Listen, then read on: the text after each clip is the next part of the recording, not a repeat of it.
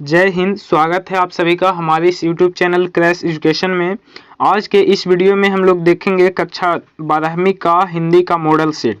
Model set में total 60 objective question दिए गए हैं, तो इस वीडियो में हम 30 ऑब्जेक्टिव क्वेश्चन को क्लियर करेंगे और 30 ऑब्जेक्टिव क्वेश्चन को अगले वीडियो में कवर करेंगे। तो वीडियो को शुरू से अंत तक पूरा देखिएगा और चैनल पे पहली बार आए हैं तो इसी प्रकार के वीडियो के लिए हमारे चैनल को सब्सक्राइब कर लीजिए, साथ में नोटिफिकेशन बेल आइकन को प्रेस कर लीजिए।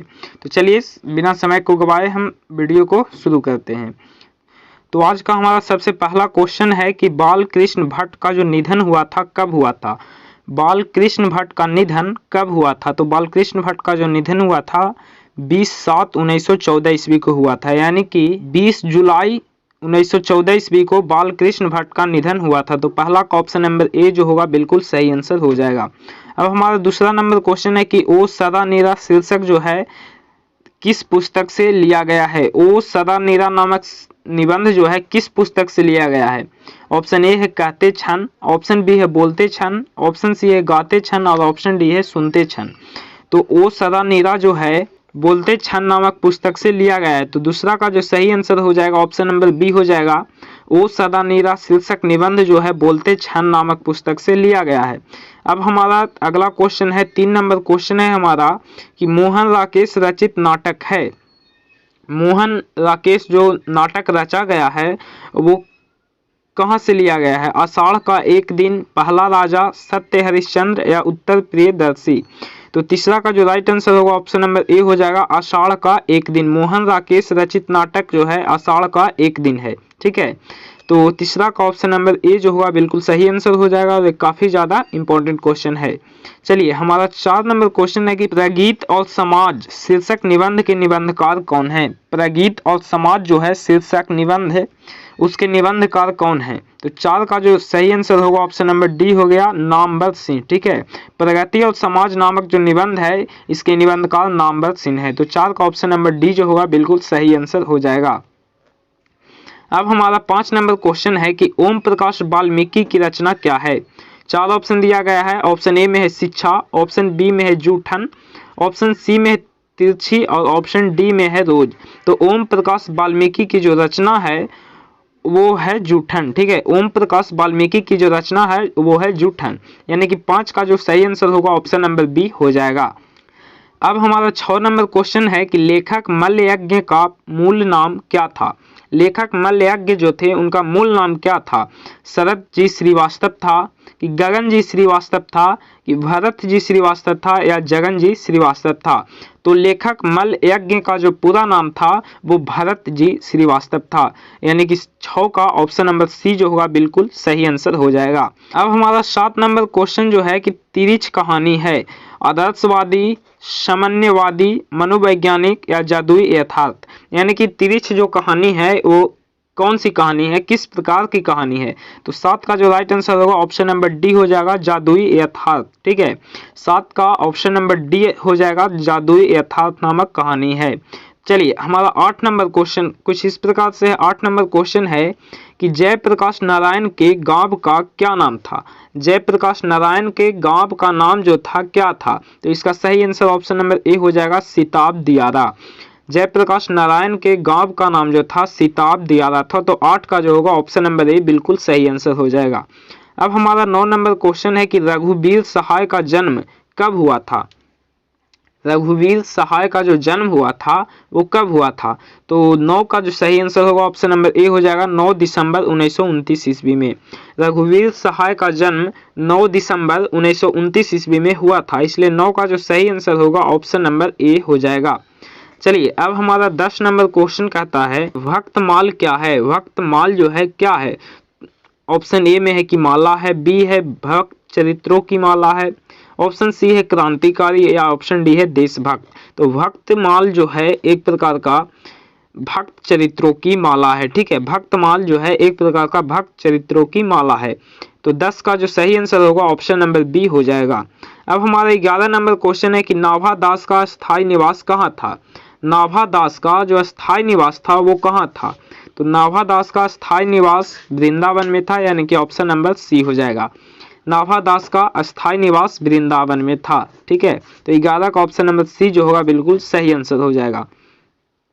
अब हमारा 12 नंबर क्वेश्चन है कि तुलसीदास का जन्म स्थान क्या था, यानी कि तुलसीदास का जो जन्म स्थान था वो कहाँ था। ऑप्शन ए राजापुर वांदा में, ऑप्शन बी राजपुर वांद्रा में, ऑप्शन सी रायपुर विंदा में, या ऑप्शन डी रूपपुर बुंदा में। तो 12 का जो राइट आंसर हो जाएगा ऑप्शन नंबर ए हो जाएगा राजापुर बांदा में। ठीक है, 12 का जो है ऑप्शन नंबर ए सही हो जाएगा। तुलसीदास का जन्म स्थान राजापुर बांदा में था। चलिए अब हमारा 13 नंबर क्वेश्चन है। 13 नंबर क्वेश्चन कहता है कि पार्वती मंगल किस कवि की रचना है। पार्वती मंगल जो है किस कवि की रचना है, तो इसका सही आंसर ऑप्शन नंबर बी हो जाएगा तुलसीदास। पार्वती मंगल तुलसीदास की रचना है, तो 13 का ऑप्शन नंबर बी जो होगा बिल्कुल सही आंसर हो जाएगा। अब हमारा 14 नंबर क्वेश्चन है कि सूरदास किस शाखा के कवि थे। सूरदास जो थे किस शाखा के कवि थे, राव भक्ति शाखा के, कृष्ण भक्ति शाखा के, वैष्णव भक्ति शाखा के, या शैव भक्ति शाखा के। तो सूरदास जो थे वो कृष्ण भक्ति शाखा के कवि थे। ठीक है, सूरदास जो थे कृष्ण भक्ति शाखा के कवि थे। तो 14 का ऑप्शन नंबर बी जो होगा बिल्कुल सही आंसर हो जाएगा। अब हमारा 15 नंबर क्वेश्चन है कि पद्मावत किसकी रचना है। पद्मावत जो है किसकी रचना है।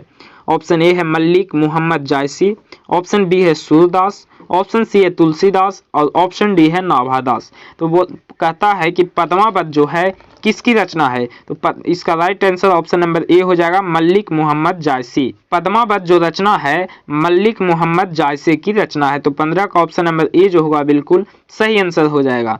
अब हमारा 16 नंबर क्वेश्चन कहता है कि तुलसीदास का व्यक्तित्व कैसा था। तुलसीदास का जो व्यक्तित्व था वो कैसा था, तो 16 का ऑप्शन नंबर डी आंसर सही हो जाएगा कि मृदुभाषी भी उनका व्यक्तित्व था, विनम्र थे, शांत स्वभाव के थे। यानी कि तुलसीदास का जो व्यक्तित्व था तीनों था, यानी कि उपयुक्त सभी हो जाएगा। ठीक है, 16 का ऑप्शन नंबर डी जो होगा बिल्कुल सही आंसर हो जाएगा। अब हमारा 17 नंबर क्वेश्चन कहता है कि सूरदास की अभिरुचि किस काम में थी। ठीक है, सूरदास की जो अभिरुचि थी वो किस काम में थी। पर्यटन में था, सत्संग में था, कृष्ण भक्ति एवं वैराग्य में था, या उपयुक्त सभी में था। तो 17 का जो राइट आंसर होगा ऑप्शन नंबर डी हो जाएगा कि पर्यटन में भी उनका अभिरुचि था, सत्संग में भी उनका अभिरुचि था, कृष्ण भक्ति एवं वैराग्य में भी उनका अभिरुचि था। तो इसलिए 17 का right answer option number D हो जाएगा, यानी कि तीनों में उनका अभिरुचि था। ठीक है, तो 17 का ऑप्शन नंबर डी जो होगा बिल्कुल सही आंसर हो जाएगा। अब हमारा 18 नंबर क्वेश्चन है कि जयशंकर प्रसाद के काव्य संकलन का नाम लिखें। जयशंकर प्रसाद के काव्य संकलन का नाम लिखें। झरना है कि लहर है कि आंसू है कि उपयुक्त सभी है। तो 18 का ऑप्शन नंबर डी सही हो जाएगा। जयशंकर प्रसाद के काव्य संकलन जो है झरना भी है, लहर भी है और आंसू भी है। तो 18 का ऑप्शन नंबर डी जो होगा बिल्कुल सही जवाब हो जाएगा। अब हमारा 19 नंबर क्वेश्चन कहता है कि जन जन का चेहरा एक शीर्षक कविता के रचयिता कौन है। जन जन का चेहरा एक शीर्षक जो कविता है इसके रचयिता जो हैं कौन है। तो 19 का ऑप्शन नंबर ए आंसर सही हो जाएगा गजानन माधव मुक्तिबोध। ठीक है, जन जन का चेहरा एक शीर्षक जो कविता है वो गजानन माधव मुक्तिबोध के द्वारा रचित किया गया है। तो 19 का जो होगा ऑप्शन नंबर ए बिल्कुल सही आंसर हो जाएगा। अब हमारा 20 नंबर क्वेश्चन है कि अधिनायक शीर्षक कविता के रचयिता कौन है। अधिनायक जो शीर्षक कविता है उसके रचयिता कौन है। ऑप्शन ए है अशोक वाजपेयी, ऑप्शन बी है ज्ञानेंद्रपति, ऑप्शन सी है रघुवीर सहाय, और ऑप्शन डी है विनोद कुमार शुक्ल। तो आपको बताना है कि अधिनायक शीर्षक कविता के जो रचयिता हैं वो कौन है। अशोक वाजपेयी हैं कि ज्ञानेंद्रपति हैं, रघुवीर सहाय हैं, या विनोद कुमार शुक्ल हैं। तो 20 का ऑप्शन नंबर सी जो होगा बिल्कुल सही आंसर हो जाएगा। अधिनायक शीर्षक कविता के रचयिता रघुवीर सहाय हैं, यानी कि 20 का ऑप्शन नंबर सी जो होगा बिल्कुल सही जवाब हो जाएगा। अब हमारा 21 नंबर क्वेश्चन है कि जे कृष्णमूर्ति क्या करते थे। जे कृष्णमूर्ति जो थे वो क्या करते थे। लिखते थे, बोलते और लिखते दोनों थे, या फिर गाते थे। तो 21 का जो सही आंसर होगा ऑप्शन नंबर सी हो जाएगा। बोलते भी थे और लिखते भी थे। तो जे कृष्णमूर्ति क्या करते थे? तो बोलते थे और लिखते थे, यानी कि 21 का ऑप्शन नंबर सी जो होगा बिल्कुल सही जवाब हो जाएगा। अब हमारा 22 नंबर क्वेश्चन कहता है कि हंसते हुए मेरा अकेलापन किस विद्या की रचना है? हंसते हुए मेरा अकेलापन, ठीक है, यह जो है एक प्रकार का रचना है। तो कहता है कि यह जो है किस प्रकार की रचना है, किस विद्या की रचना है? यानी कि साहित्य, डायरी साहित्य की है, कहानी है और साहित्य की रचना है, यात्रा है साहित्य की रचना है, या गद्य साहित्य की रचना है? तो 22 का जो सही जवाब होगा ऑप्शन नंबर ए हो जाएगा, डायरी यानी साहित्य की रचना है। तो 22 का ऑप्शन नंबर ए बिल्कुल सही जवाब हो जाएगा। हंसते हुए मेरा अकेलापन डायरी यानी साहित्य की रचना है। अब हमारा 23 नंबर क्वेश्चन है कि कुराड़ियो शब्द का अर्थ बताइए। कुराड़ियो शब्द का अर्थ बताइए, क्या होता है? गायिकाएं होता है, नर्तकी होता है, नर्तकियां होती है, या कूड़ा फेंकने का जगह को कहा जाता है? तो 23 का जो सही आंसर होगा ऑप्शन नंबर डी हो जाएगा, कूड़ा फेंकने की जगह को कुराड़ियो शब्द रखा गया है, बताया गया है। तो 23 का ऑप्शन नंबर डी जो होगा बिल्कुल सही जवाब हो जाएगा। अब हमारा 24 नंबर क्वेश्चन है कि मोहन राकेश के बचपन का नाम क्या था? मोहन राकेश के बचपन का नाम क्या था? तो इसका सही आंसर मदन मोहन गुगलानी हो जाएगा, यानी ऑप्शन नंबर सी हो जाएगा, मदन मोहन गुगलानी। 24 का ऑप्शन नंबर सी जो होगा बिल्कुल सही जवाब हो जाएगा। मोहन राकेश के बचपन का नाम मदन मोहन गुगलानी था, ठीक है। चलिए अब हमारा 25 नंबर क्वेश्चन कहता है कि धागड़ शब्द का अर्थ उराव भाषा में क्या है?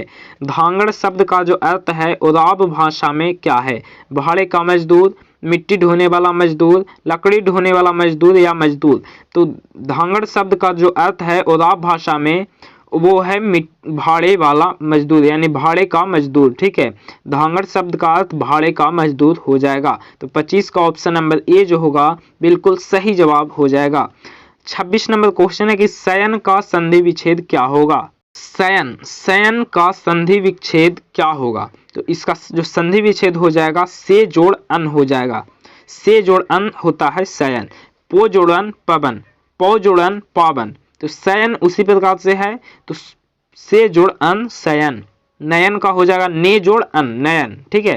तो उसी प्रकार से 26 नंबर क्वेश्चन है कि शयन का संधि विच्छेद क्या होगा? तो से जोड़ अन हो जाएगा। अब हमारा 27 नंबर क्वेश्चन है कि हिमालय शब्द संज्ञा है, यानी कि हिमालय जो है कौन सी संज्ञा है? जातिवाचक संज्ञा है कि व्यक्तिवाचक है कि भाववाचक है कि समूहवाचक है? तो हिमालय जो है एक प्रकार का व्यक्तिवाचक संज्ञा है, ठीक है। हिमालय एक प्रकार का व्यक्तिवाचक संज्ञा है। और जो लोग संज्ञा का वीडियो नहीं देखे हैं वो संज्ञा वाला वीडियो जाकर देख लेंगे, प्लेलिस्ट में उनको मिल जाएगा, 12th के हिंदी वाले प्लेलिस्ट में मिल जाएगा। उसमें हम एक एक करके बताए हैं कि कौन सा वस्तु कौन सी संज्ञा होती है। तो जो लोग नहीं देखे हैं देख लेंगे, डिस्क्रिप्शन में भी उसका हम लिंक दे देंगे, वहां से भी देख सकते हैं, ऊपर आई बटन में भी उसका लिंक रहेगा। संज्ञा वाले वीडियो को जो लोग नहीं देखे हैं वो संज्ञा वाले वीडियो को देख सकते हैं। अब चलिए, अब हमारा 28 नंबर क्वेश्चन है कि अहंकार शब्द का संधि विच्छेद क्या होगा? अहंकार शब्द का संधि विच्छेद क्या होगा? तो 28 का जो सही आंसर होगा ऑप्शन नंबर बी, अहम जोड़ कार। अहंकार का होता है अहम जोड़ कार, अहंकार, ठीक है। तो 28 का ऑप्शन नंबर बी जो होगा सही आंसर हो जाएगा। अब हमारा 29 नंबर क्वेश्चन है, देख लेंगे। 29 नंबर क्वेश्चन है कि भाषा शब्द का लिंग निर्णय करें, यानी कि भाषा जो है क्या है? स्त्रीलिंग है कि पुल्लिंग है कि उभयलिंग है कि इनमें से कोई नहीं? तो भाषा जो है क्या है? तो भाषा एक प्रकार का स्त्रीलिंग शब्द होता है। भाषा एक प्रकार का स्त्रीलिंग शब्द होता है। तो 29 का ऑप्शन नंबर ए जो होगा बिल्कुल सही जवाब हो जाएगा। अब हमारा 30 नंबर क्वेश्चन जो कि लास्ट क्वेश्चन इस वीडियो का है, अग्रज शब्द का विलोम क्या होता है? अग्रज शब्द का विलोम क्या होता है? ऑप्शन ए अनु, ऑप्शन बी अनुज, ऑप्शन सी छोटा, ऑप्शन डी पीछे। तो अग्रज शब्द का जो विलोम होता है वो होता है अनुज, ठीक है। अग्रज शब्द का विलोम अनुज होता है। तो आशा करता हूं कि सारा क्वेश्चन आपको बहुत अच्छा लगा होगा, काफी ज्यादा क्वेश्चन का आप आंसर दे पाए होंगे। तो अगर वीडियो अच्छा लगा हो तो इसे लाइक अवश्य करिएगा और इसी प्रकार के वीडियो को पाने के लिए हमारे चैनल को सब्सक्राइब करिएगा। तो मिलेंगे आप सभी लोगों से नेक्स्ट पार्ट में, तब तक के लिए जय हिंद, वंदे मातरम।